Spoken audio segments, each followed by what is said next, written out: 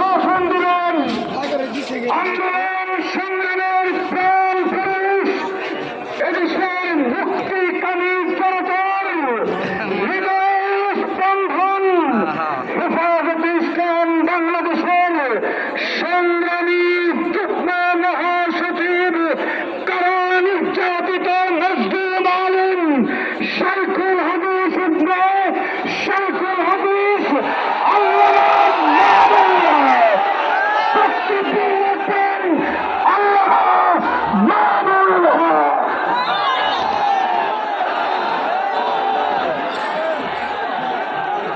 السلام عليكم ورحمة الله.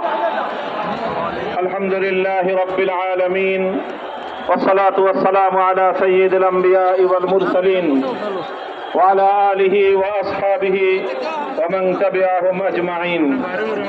أعوذ بالله من الشيطان الرجيم. بسم الله الرحمن الرحيم. ولهن مثل الذي عليهن بالمعروف. صدق الله العظيم.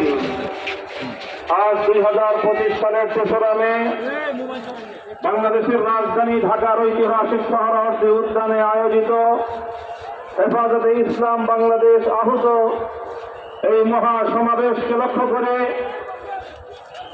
আমি সর্বপ্রথম স্মরণ করতে চাই ওই সকল বীর শহীদদেরকে শাপলা থেকে 2024-এর জুলাই বিপ্লব পর্যন্ত রক্তের আগাজে পথ পাড়ি দিয়ে বাংলাদেশ 2024-এর 5ই আগস্ট দ্বিতীয়বারের মতো স্বাধীনতা অর্জন করেছে।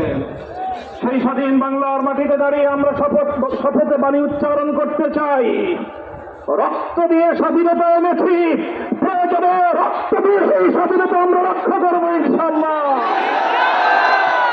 স্বাধীন বাংলার মাটিতে দাঁড়িয়ে আমরা বলতে চাই, নারী সংস্কারের নামে আল্লাহর কোরআনকে ইসলামকে যে কটাক্ষ করা হয়েছে, ধর্মীয় উত্তরাধিকার বিধান পারিবারিক বিধানকে নারী পুরুষের মধ্যে বৈষম্যের প্রধান কারণ বলে আখ্যায়িত করে বিতর্কিত নারী বিষয়ক কমিশন এদেশের সংখ্যাগরিষ্ঠ মানুষের ধর্মীয় অনুভূতিতে আঘাত প্রদান করেছে।